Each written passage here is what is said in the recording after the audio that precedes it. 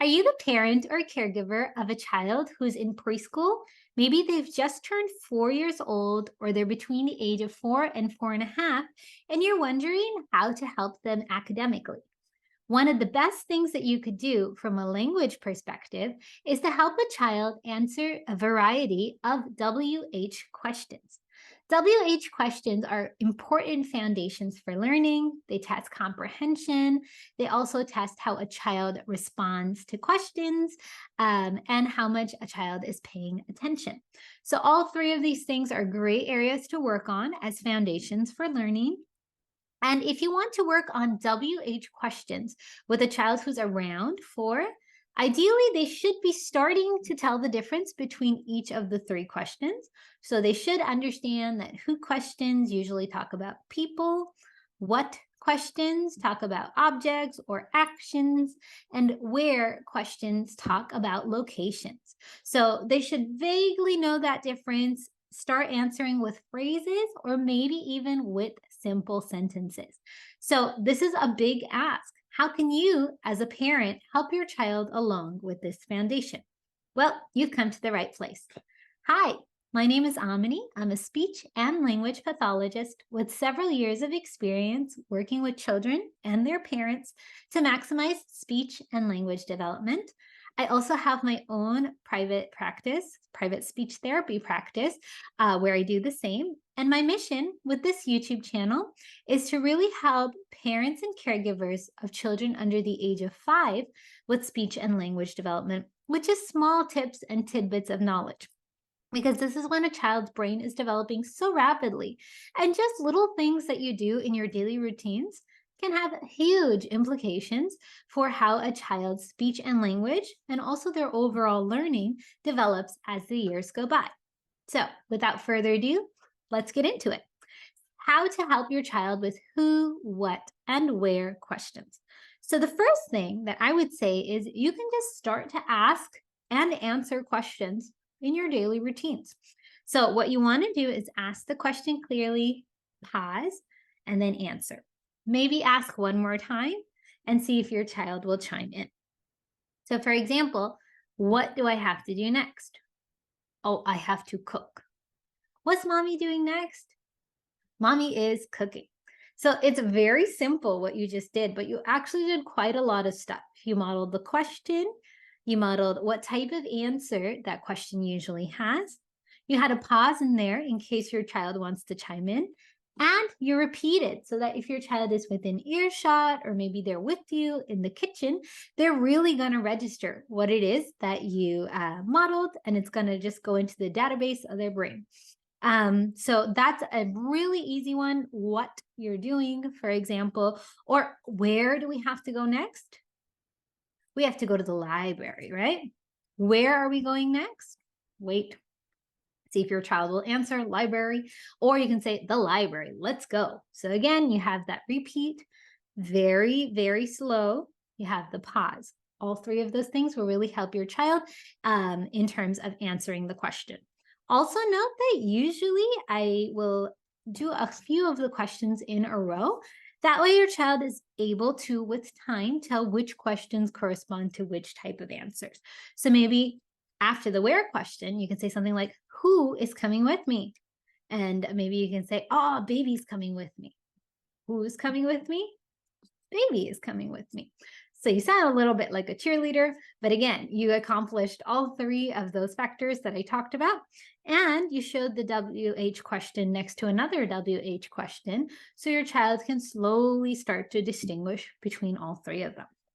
So again, mix them up and start saying just a few of them in your daily routines. Even though you sound a little bit like Dora the Explorer or like a cheerleader, it has big benefits and will pay off.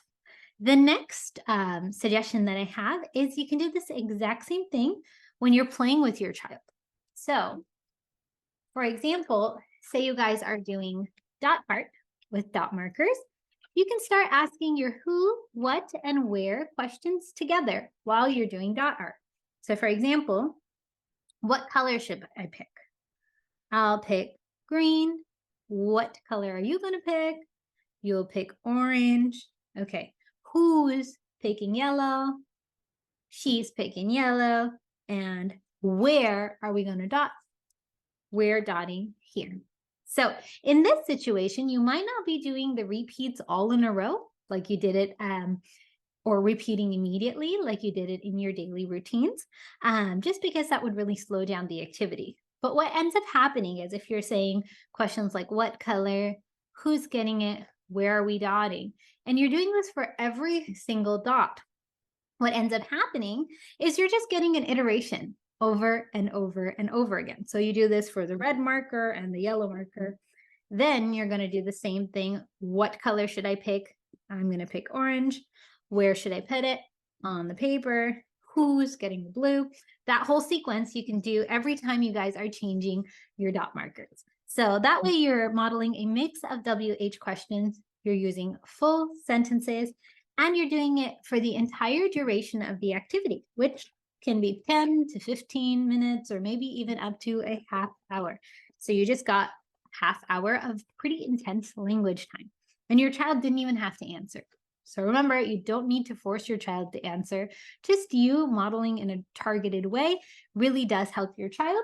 Right now, your child's brain is like a sponge. So they're taking everything in. This targeting modeling can really help. The last suggestion that I have, which is the most applicable to school and to learning, is to point out a variety of WH questions while you're reading. So what you're going to do here, say you're reading Pete the Cat, I Love My White Shoes, is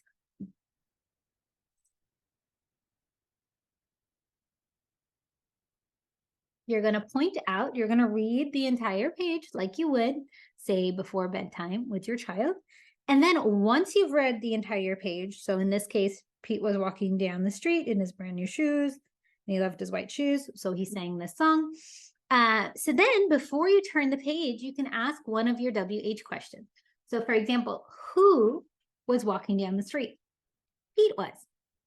Then on the next page, change your question. I love my white shoes. I love my white shoes. I love my white shoes. What is Pete doing? Pete is singing.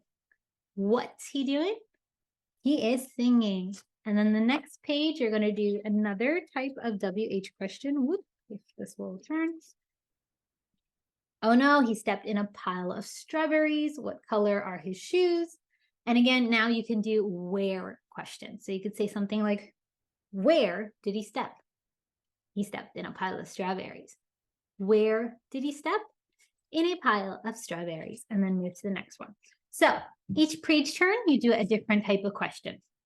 First page turn, maybe a what. Second page turn, maybe a who. And then third, maybe a where. Again, you're mixing up the questions, which is how they would normally happen in a daily routine or in an academic setting. And you're also modeling how to do it with a book. Again, you're doing it in a less stress environment. Your child doesn't have to answer. They just have to listen. And with time, they might even start volunteering the information in that pause. So the last activity that I have is board games. Exact same thing. So say you're playing a game with your child, you're going to show those WH questions in board games. So whose turn is it? Where do I hit the ice? Or what should we do next? All of those questions you can alternate between on each of the turns of the game. So there you have it, the 3 tips that I have for working on WH questions. First, you want to focus on who, what, and where questions in daily routines. You can also focus on them in activities that you do with your child, whether you're playing a board game or you are coloring and doing arts and crafts. And last, you could focus on it during bedtime reading, during a bedtime story, doing one different sort of question each page turn. Alrighty, and like with anything, if you're concerned about your child's ability to answer WH questions after you've modeled for some time, what I would recommend is definitely speaking to your child's preschool teacher, maybe following up with a referral or an assessment with a speech therapist, or mentioning your concerns to a pediatrician. Earlier is always better, so it's good to speak with a professional who can recommend next steps and follow those next steps so that if something is going on, you can intervene and help your child earlier than later. Of course, your child's brain, remember, is growing so rapidly now. So, what you do now can have good implications for later on. So, even if they're a little bit behind, doing it earlier than later is always a good idea. Alrighty, so I hope you enjoyed this tip. If you want more preschool language development resources, check out the description box below. There's a link to our mailing list where there's a monthly tip on speech and language development, a link to our preschool language development ebook. There's also a parent education course on preschool language development. And I've also linked some of the materials that I used in this video.